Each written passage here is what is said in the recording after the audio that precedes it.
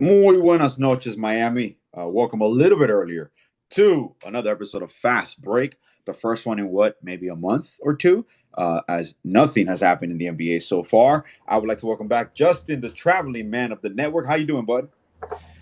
Not the traveling man today, back in Hermosa Beach, California for now. Next month, I'll be in Vegas, Tucson, and maybe back on the East Coast. We'll see. But good to see you Ooh, guys. yeah, well, and I would like to welcome back a very special, guest to the show and host of our football podcast. That's Offsides, Mr. Juan. How you doing, bud?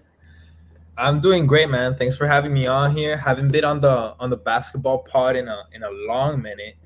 I think last time we were on, we were also talking trade talks before the off season. So Yep. glad to see the Heat are back making moves, and Yeah. hopefully we can make something happen in the before the season starts. We're picking up right where we left off. One of your famous sign-offs, and then we never saw you again on Goon Squad. So I'm gonna pick up, and obviously me and Justin have talked about this tirelessly on air and off air. I just want to get one point of view from you, Juan, before we go into what we're going to talk about today. Just the Dame situation, the latest rumors that have coming up, rumors. Um, where were you the moment you found out that Dame requested a trade and demanded Miami or requested Miami? Well, I was somewhere probably at the beach because like during summer I just needed to let it all out because I mean after I stopped doing Goon Squad I just went all in with school, needed to finish that. But ever since we've just been kind of in a standstill. And my thing ever since I found out with the news, and I told you a bit of a pre-show, I've mentioned it to you guys in the group chat somewhat as well. I didn't like how Dame pretty much showed all his cards off rip. Like from the start, everybody knew what it was. So I feel like with that, we just lost all leverage. And, obviously, if Portland knows where Dame wants to go, the price is going to go up just because, like, if that's where you want to go, we're not going to make it easy because you have no leverage. If you're not going to play it for another team, that means that it's Miami's way or literally no way.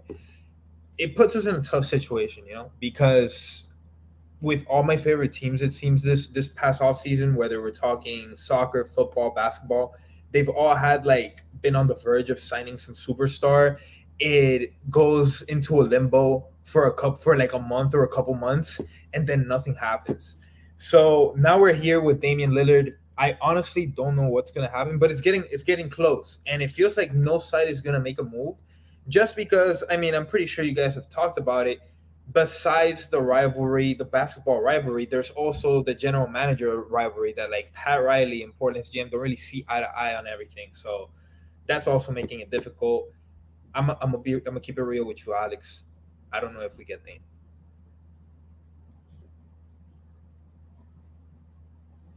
You're muted.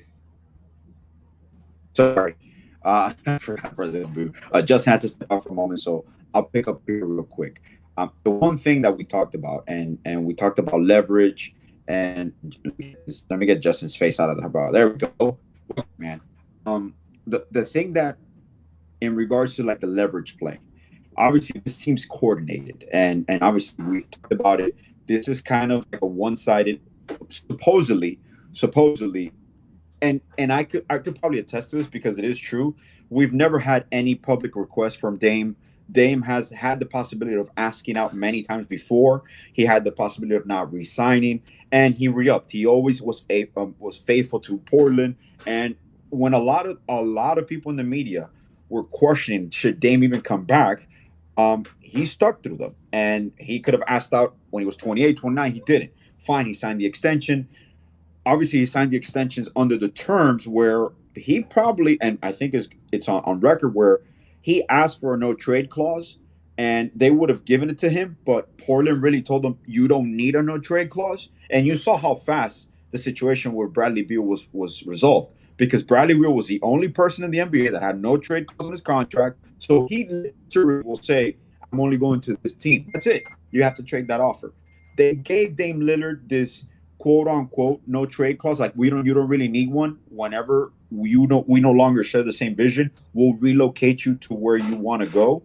It seems to be that was the plan, and something went haywire between the meetings that they had in June, where Dame's agent goes public. Dame goes public, quote unquote, through calling other teams. He's never said it straight up. So my respects to that. He's always been classy about it. Now we even see it now on. I don't know if you guys saw it. I believe it was a little while ago. My friend just sent it to me today too, and I had seen it before, where they're just typing things like, "Oh, Dame, fix your hoodie if you're going to Miami before October 2nd," and Dame starts fixing his hoodie. So those are things that it's kind of like an unconfirmed situation, and we kind of saw this coming. Where a week before training camp, we kind of had an idea where this was going to start speeding up, and now all of a sudden, all these teams are coming out of nowhere. Toronto interest, Justin. Milwaukee's interest. Supposedly, he's had conversations about teaming up with Giannis. Milwaukee has to monitor now the situation, because depending on how you treat even Holiday, Giannis probably. Donovan Mitchell's not going to sign an extension probably in Cleveland this offseason, and he's eligible for a max extension. Giannis might not sign his extension. So there are a lot of teams in limbo. No team really improved in the East. Even Boston acquiring Porzingis, you lost Smart. You lost your defense. You lost one of your emotional leaders. Brogdon is upset with them because they try to trade him. So there's a lot of teams in turmoil. So there's a few things, Juan, that come into play when it comes to leverage. And Dame basically saying, I'm only going to Miami, really what it cut out was the leverage of Portland. Now, obviously, it pisses Portland off because it puts you in a corner where as a GM, your player, Dame Lillard, is working with his agent and the Miami Heat to limit the market. So they had confirmed that Dame gave him a list of teams. Apparently, when that interaction happened, and they responded to Dame that we're going to do what's best for us, that's when Dame narrowed down his choices to Miami. Because I'm pretty sure there was other options that Dame could have considered, and they would have entertained. Maybe even with the Lakers before they went on and re-signed everybody. So I'm pretty sure there was options. Now, you can see why Dame wants to go to Miami. Championship organization. You have two stars in place with Butler and Bam. The relationships are important. The relationships Bam build with Dame when they play in the Olympics together. Those are things that you see, and it comes to fruition. And you take the validity of it. You take Dame's word in this case, because Dame has never pulled the Harden. Dame has never requested a trade before. Dame hasn't had any problems reporting a training camp. Dame hasn't had any situations. This organization already, the 7th pick, they picked Sharp. 3rd pick, they picked Scoot Henderson. And I'm not criticizing them because I would have picked Scoot. But I'm clear with my superstars like, hey, man, we're going to rebuild. It's time to part ways. Where do you want to go? Don't make this public so we can have a little bit of leverage, but I will get you to your destination. And honestly, this is the first time I've been watching basketball a whole long time. And Justin, I'm going to give this to you. This is the first time I've ever seen a standoff to this magnitude where the GM of one team refuses to negotiate with the GM of the team the player wants to end up in. This is unheard of. I understand this could be a leverage play, but at the end of the day, Justin, it's going to come to a moment where Cronin is going to have to face reality. There is no team that is close to contention that is willing to deplete their roster to acquire Dame. Not Toronto. Probably the only team I would say is Milwaukee, but you need assurance from Dame that he's not going to request out. So, long story short, Justin, we talked about this all summer. We're a week before Media Day. Dame Lillard is not going to be a Media Day in Portland October 2nd. How does this end up? Because now we have other teams involved, possibly a 3-4 team deal, Indiana, Utah. How do you see this playing out, Justin? One final time. With that no trade clause, it makes it very interesting to where he has to approve anything if he's going to waive it. And if he's really not willing to make that sacrifice and go to a Toronto or a Boston or a Milwaukee, then it's just not going to make any sense. He's got to end up in Miami. It's not going to happen before the season at this point, I don't think, if they're not willing to talk with each other, Pat Riley and Cronin. And then if this bleeds over into the season, you already mentioned that he's not going to show up to Media Day. How are you going to record all those stadium intros like Blazing Nation, Stand Up, things like that? Broncos country. Let's ride. I'm kidding. No. We had to throw that one And in imagine there. that if you're a Portland fan, Damian Lillard's still on the roster. He's not appearing in any ads. He's not appearing on any stadium intros. No. Nothing, because he wasn't there at media day to record it. And he's probably also going to be taking time away, similar to what Iguodala did with Memphis. You know he wasn't going to play for the Grizzlies. He was just waiting for a better opportunity that came around. And eventually that was Miami, and then back to Golden State for him. Yeah. That's a totally different situation. But I just don't see Dame even suiting up for the Blazers this year until a deal is done. And Juan, I'm gonna throw this to you because obviously, when you're in the sports industry, you know a lot of these deals get done behind closed doors for the majority. Obviously, the negotiations and all that get done even before anything leaks to the media. Okay, I've personally have never seen a situation like this to the point where this has ramifications for Cronin and the Blazers if they don't make the right move. And unfortunately, due to the situation, and just I want to correct, I know I mentioned the no trade clause. The only one that had it was Beal. Lillard does not have a no trade clause, but the Blazers told him when he signed his extension, it was like, you imagine having no trade clause. We're going to do right by you. We're not going to send, that's like LeBron James requests a trade. You're not going to send LeBron James to OKC. LeBron James is going to pick the destination that he wants to go to because of the magnitude of the player. Unless Bronny is there, he'll request a trade. Okay. That's for sure. But Juan, to the point of the Cronin situation, the one thing that I keep going back to is that Cronin is the GM as of 2 years, but he's been in the Blazers organization, I think 15 plus years. He has a relationship some way, somehow with Lillard. So the only thing I can think of is this has gone way personal because it goes beyond the realm of consent in the basketball world, where relationships matter. Your future players see how you're treating Dame Lillard, someone that gave everything to your organization, that, yeah, you rewarded him with 2 contracts extension, but he's also driven up the worth of your franchise. He's carried you for 11 years. He's been there. He's listened to you. He sat out games that you asked him to sit out because you promised him you were going to compete. So at this point, obviously, the outside world is, oh, just honor your contract. It's a two-way street here because when teams want to trade players, they trade them without any remorse. So I believe in the 50-50. I do believe players should honor the contracts. I believe franchise should do right by their players and have open communication, open dialogue. So in your opinion, Juan, I know we haven't talked in forever, and I'll follow up with other 2 little points that I have of the teams now involved. How do you see this situation playing out? Because I like our Heat team way better than I like our last year's Heat team. I do believe we have a nice nucleus without Dame Lillard. Dame Lillard puts you in another stratosphere, obviously, because he fits right in. So how do you see this playing out? So, I mean, I mentioned it earlier with my doubts that I kind of hinted at. And Justin just mentioned that it's like he doesn't think that a trade is going to get done before the season. I completely agree. I think this is going to go to trade deadline, and who knows if a trade even gets done, because, I mean, I said it before, this past year with all types of deals that have been rumored or have been really close to getting done for my favorite teams, no matter the sport, they've all broken down in the end. So, it leaves me with a lot of doubts because, Dame can dig his feet on the ground. Portland can dig their feet in the ground. Miami can dig their feet in the ground. Eventually, someone's going to break. We want Portland to break. Like, I think second worst case scenario would be Miami to break, and it's like, all right, we're going to give you the farm. By no means do you want Portland. I mean, by no means do you want Dame Lillard to break and be like, all right, I'll go to Toronto, or all right, I'll go to Milwaukee. Because not only are you not missing out on a player, having a lot of distractions, on your locker room, all of a sudden a team in the East just got way stronger and you didn't. So I find that playing that game to be very dangerous, because eventually Dame folds to another team. Portland's still gonna get their picks, and he's most likely getting out of the West. So they win all around. So I think Miami needs to play carefully.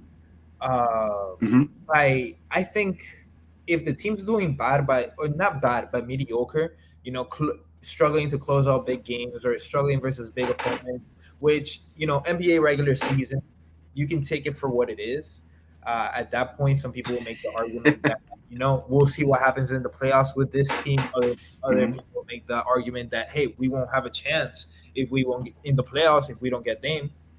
So I think it's going to go to the trade deadline, and possibly I see it 60% it doesn't happen, 40% it does happen. Okay.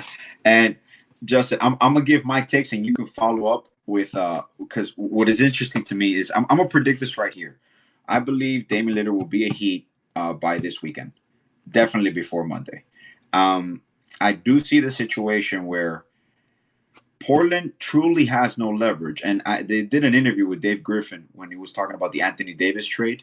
And when the rumors started coming out of the Davis trade, he even mentioned, he's like, what helped us out was all this leverage that we really didn't deserve, because everybody knew they were going to trade him to the Lakers. So other teams obviously created. And once again, these are very different scenarios. And we've talked about this, Justin, where Kawhi Leonard was acquired by Toronto. He had 1 year left on his deal. Anthony Davis was going to be traded probably if anywhere else. He only had 1 year left on his deal. So these are very different situations. Dame Lillard has, I believe, 3 or 4 years left on his deal. So for a team, you are the GM of your organization, right? And if I'm going to acquire a player and I'm going to give up certain assets to build around this player, I need to know this player is committed. I'm not trading away for your right on my doorstep and demand the trade. That's the logical part that people don't see.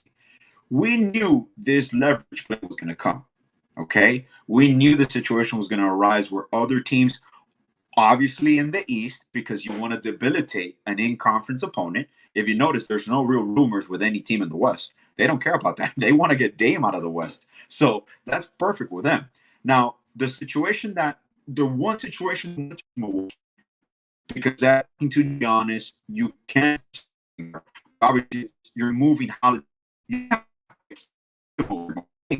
you traded 5 second round picks for Crowder. You traded all your first for some.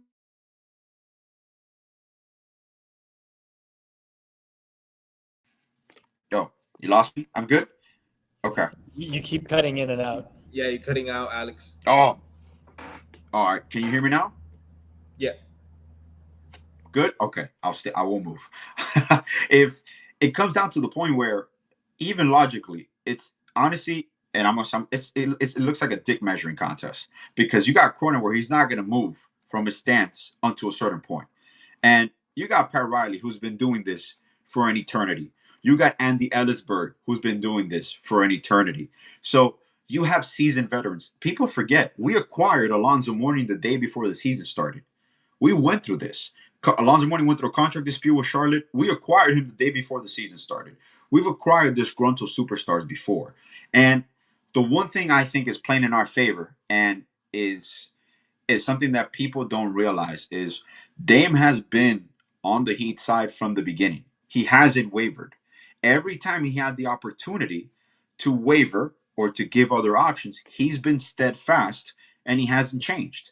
So when you have a player working cohesively with a team, you know that's going to be the destination behind closed doors. So now you're just playing for a moment of Cronin facing reality. And at the end of the day, Miami asked for some sort of idea of what Cronin wanted. This to me is the part that is funny, where he doesn't give a response. So, and he doesn't give you a clear-cut view of like what it would take to acquire him. So you want to integrate 3-4 teams. That's the interesting part that comes up. Utah wants Hero. Danny Ainge loves Tyler Hero.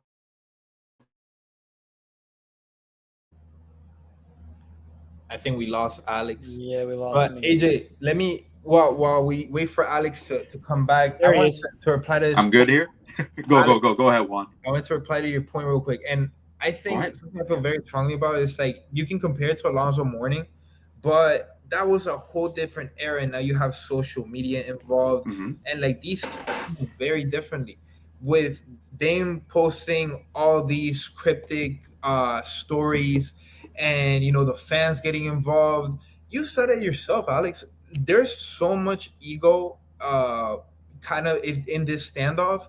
You don't think that Cronin is seeing all the social media stuff that's going on around Dame, and that's making him feel away? I mean, when you talk about these multi-billion-dollar enterprises, whether it's sports, whether it's outside of sports, some of the biggest decisions come down to if these guys like each other or not. Some of the most important decision making in the world, and we're watching it play out right now in the public. Like, it's not getting done, not because they can't come to terms on a deal. Not be no, they strictly don't like each other. I'm not gonna talk to this guy, and the other guy's like, I'm not gonna talk to him either. Yeah. He doesn't come to talk to me. No, and the other guy, no.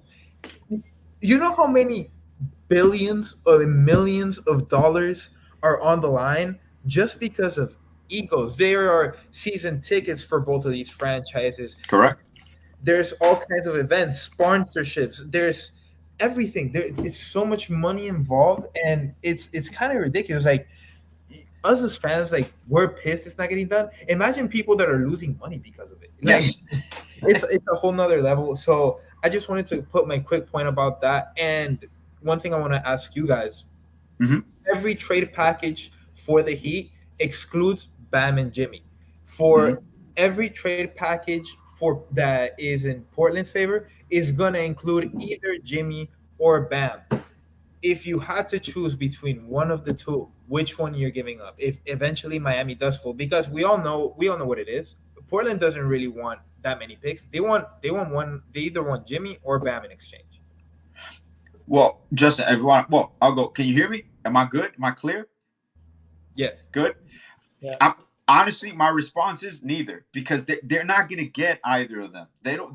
They're rebuilding. You acquiring Jimmy or acquiring Bam won't do anything for you. That whole Bam scenario where we call Miami to see what they want for Bam. That was all, once again, he knew Dame already requested a trade, and they were just trying to show the world, oh, look, we're trying to trade for your superstars. No one wants to trade anybody to us. We're trying, Dame. Look, I'm trading my pick. Miami's not going to give me that pick. So those are scenarios where I don't think either or is an option whatsoever.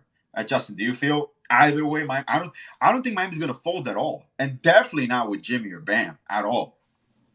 You kidding me? Pat Riley, he knows exactly what he's doing. He ain't going to fold to anybody who's a rookie at this. He's the most seasoned veteran there is in this game.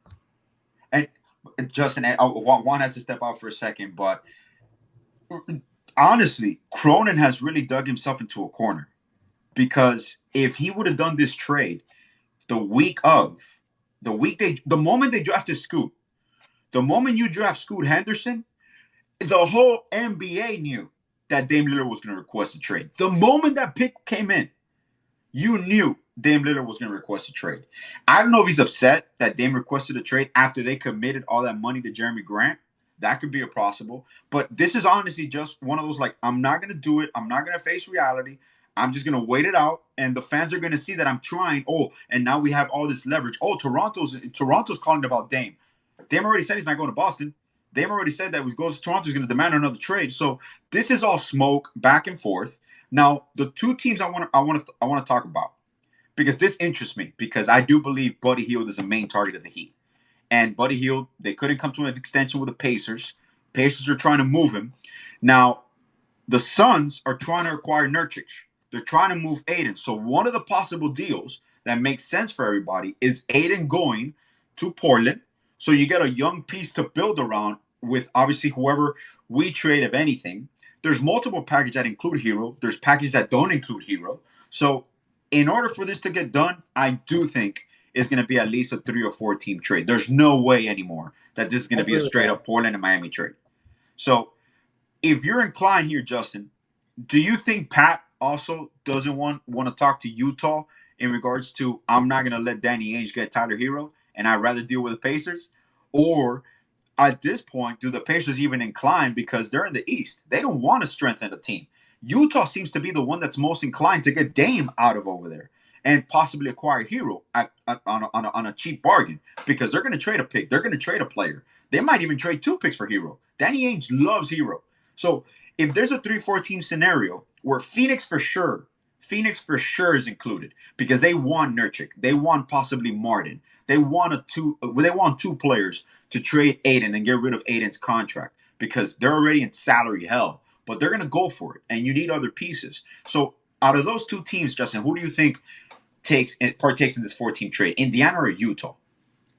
Why not just go 14 with Portland, Indiana, Phoenix, and Miami? Because then everybody could get happy. If you send Hero to Indiana, you pair him with a young Tyrese Halliburton, who can give him a great backcourt running mate, and you can actually make a good playoff run. And Hero will be the guy. Will probably be the guy. If not, he'll be the 1B there, with Halliburton being number 1. And then on the other side, you have Portland acquiring Ayton for Nurkic, and then maybe a couple other players. If Buddy Hield ends up in Miami with Dame, then Caleb Martin, as much as I love him, he could end up staying in Phoenix, and they get another great wing player to make a title run. And I'm okay. Miami's going to trade all their picks. That I'm okay with. And possibly trade either one of Hawkins or Jokic. So we understand the reality. This is going to cost you 2 out of these 3, Hero, Jokic, and Hawkins, and all your picks. And when you start thinking about it, even I know you maybe acquire Aiden. Out of all the players being mentioned from Toronto's end, Hero's better than all of them. Because Toronto's not going to trade Scotty Barnes. They're not going to trade Siakam. Siakam's already said that he's not going to sign an extension anywhere he goes. So I'm like, there's no point to this, man. Like, but whatever. We discuss it. One thing I want to throw out there to you, because we've talked about this future. This is in the future. How much you think Miami's actually monitoring Giannis' situation? Because this also comes into play. Where Miami's always playing chess, man. Miami's working years ahead. Where you're on the time frame now, Pat is going to win. And a year ago, all these assets weren't that attractive. But all of a sudden now, you got 3 young assets in Hero, Hawkins, and Jokic that can make a difference in a team. Which also my part. You're the Blazers GM. Why wouldn't I want Jokic? Why wouldn't I want Hawkins? Why wouldn't I want Hero? I got him under team control for 5 years, man. I got Scoot, I got Sharp, I got Simmons. I can move one of them if I wanted to later on. This is the part that doesn't make sense to me, which is why I think this is all a big smokescreen for Cronin. But with that being said, Juan, how real do you think Giannis' chance of leaving Milwaukee are when his contract is up? Or before, because they're going to trade him probably. I mean, didn't we see this last time? And then he ended up re-signing with Milwaukee anyways. Well, after they acquired Holiday. So, and I mean, is Holiday a needle mover? I mean, obviously he's not now, but like back then, was he really a needle mover even? I'm not sure. With Giannis and these European, I think it's different now because he won a championship. He delivered a championship to Milwaukee. Well, he did deliver a championship, that as well. But these cats from Europe are just built different. So it's like you can't even read them because, you can't sell them, Miami and the bright lights and all that. Like, that doesn't move them because where a lot of these guys come from, just because with them having a shopping plaza and a gas station and a Taco Bell, a lot of times they're chilling. They're like, all right, I'm cool here. I'm making my money. Some of them would have more. Yeah, you're perfect example. He's like, gone after the season. he's over there. He's not dropping. He's not getting chains and jewels. Nothing. Maserati. No, he's over there with his horses. Didn't he win like a championship with his horse?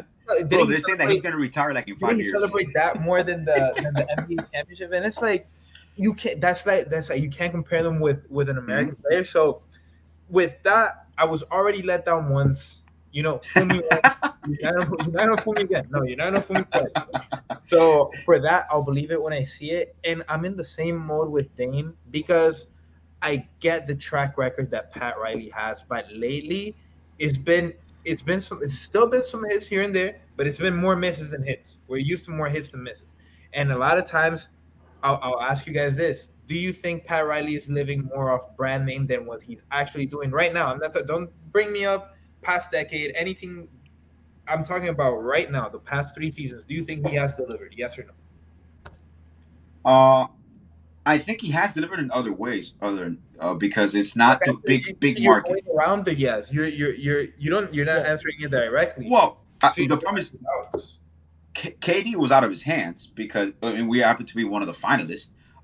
We missed on Hayward, which I'm glad we missed on Hayward. Mitchell.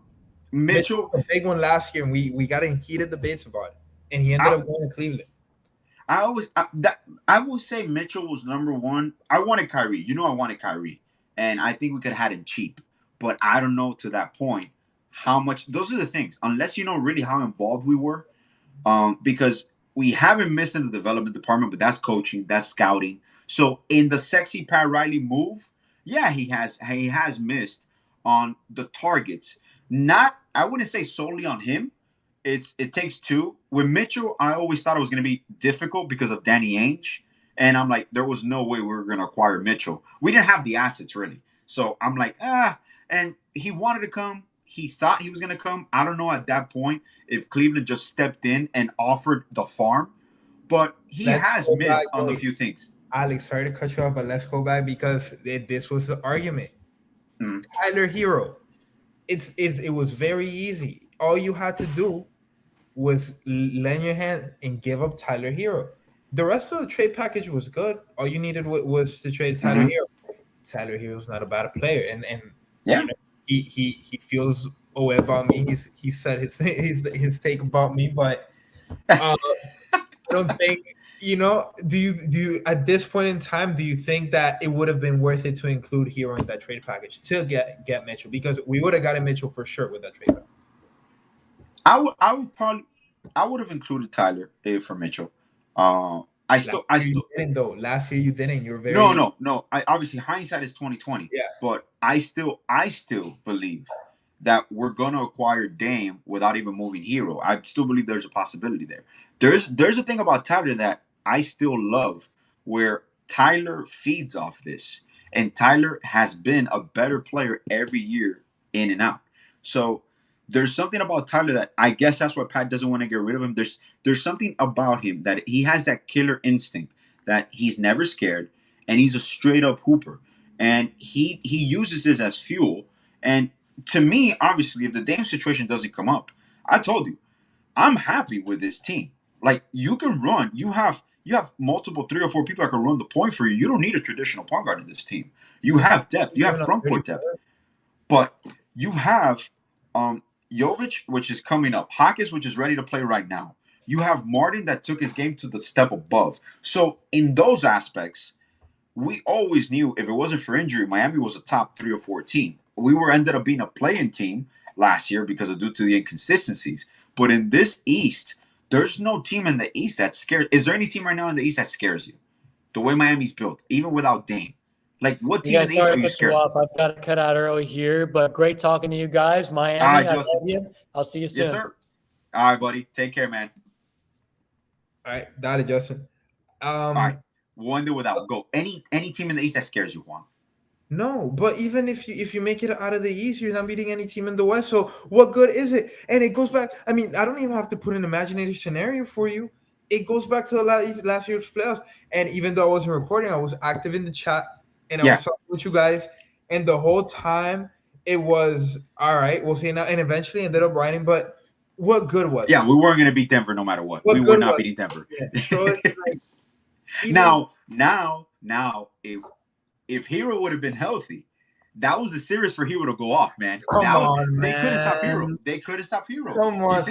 They were bigger. They were stronger. They were faster. They were a better overall basketball team. Better coached. They had more. No. Now, you know what? You know what I'll tell you, and I remember talking about this over and over. The knock I do have on Spo, and I'm pretty sure he does the same thing, is he didn't play Highsmith enough. Highsmith should have played more in that series. I'm not saying we would have won. It's very traditional in that I'm going to award these 7-8 guys. Yeah. Usually 7. Yeah. And that's it. If I go down, I sink with this fucking shit. I'm not gonna make any shots. Yeah. So that's Spo's way. At once he was a young cat. Being immersive and being evolving the game of basketball with it. I think now he's at a point where he's no longer the innovative one. He's the one that has to adapt. So I think we're in that phase of Spo. Spo's a really smart guy. He's yeah. equals also. And his in-game adjustments are the best in the NBA by far. In my opinion, I mean, Eric Spoelstra is the best coach in the NBA. I mean, let's not get twisted. So it's like everything else we're asking for is really luxury. Goes back to my word. It's like, what can Pat Riley do? Can Pat Riley deliver? I'm not really sure. And I mean, since the start of the podcast, I mean, we can go in circles and circles and circles over it. I mean, at the end of the day, we'll see what happens. We'll see what happens. Yeah. I don't think I agree with Justin. It's not gonna get done within the season. You said it's gonna get done this weekend, which is a very bold take. Very bold take. I think it's gonna get done this weekend. I'll be happy to be that, and that's the thing. That's the thing with me, right? Like a lot of times, I'm not as positive as you guys, but all the time, that doesn't make me any less of a fan. Like if I'm wrong, I know, bro, at all. I'm psyched. Some people are like, "Oh, bro, man, you guys." Dude, you know how boring the show is if everybody agrees. Like, fake fans, this and that. That's like, dog. I speak my mind because a lot of times I be overthinking. I be worried. But if I'm wrong, it's like we're lit. So it's like exactly. Those are the things that people, bro. And I love that you said that. And I'll end it on that note. There's nothing that bothers me more than those fans that they prefer to be right than their team to be successful. Yeah. Like they rather, for example, in my thing is like I'd rather be right and be like, oh yeah, Dame's gonna get traded this weekend, and we traded everybody for no reason. Oh, but you see, I told you we were gonna acquire Dame, and then we fucking blow. Like those are the things that I never understood about fans. Is like, dude, it's okay. You can be wrong. I can be wrong. But the point of this is you want your team to improve. You want your team to succeed. So if you're wrong, dude, GMs have been wrong. Presidents have been wrong. It's okay to make a mistake. It's okay to have the wrong take. But people are so preoccupied with having the correct take, and then they're like, bro, there's receipts. Like, you can say something. If people call you out, just laugh about it. Yeah. I've said shit. Bobby always does this shit with Winslow and Whiteside. And I'm like, dude, you had to give Whiteside that contract. Dallas was going to give him that money. But that was 8 years ago, 9 years ago, whatever the case might be. Yeah. You make mistakes, bro. It's normal. So I just love it. And you know you're always welcome, Juan. Whenever your show, your football podcast is not on, you let me know and you come over with me after a little bit. Yeah, and we'll battle it out. All right, man. Hey, great kick. Juan, thank you so much for joining. I know your podcast today had to be canceled. Obviously, next week you're going to become fully loaded. And back to obviously I'll be producing. You don't see me on camera. I'm just behind the screen listening to them. But thank you for coming on, man. And we'll see what happens with Dame, bro. Any final words for you? That's it, brother. Hopefully I'm on soon, and hopefully you can get this trade done. Yes, sir. Yes, sir. Well, Miami, like I said, be patient. We know the Heat know what they're doing, and if it's meant to be, it will be. If Dame doesn't waver, we won't waver. But whatever the case may be, hopefully by the next time we're on, we have some clarity and we can talk about other things. Because now I gave it to you. Dame has kept Miami offseason afloat for everybody here. Everybody that doesn't do shit in the offseason has been able to produce and do shows because of Dame. So, Miami, maybe next time when we see each other, we have Dame. Maybe we don't, but for sure, we'll still have Juan. You'll still have me here at FTSN. Like, share, subscribe. Much love and stay safe. Peace out, Miami.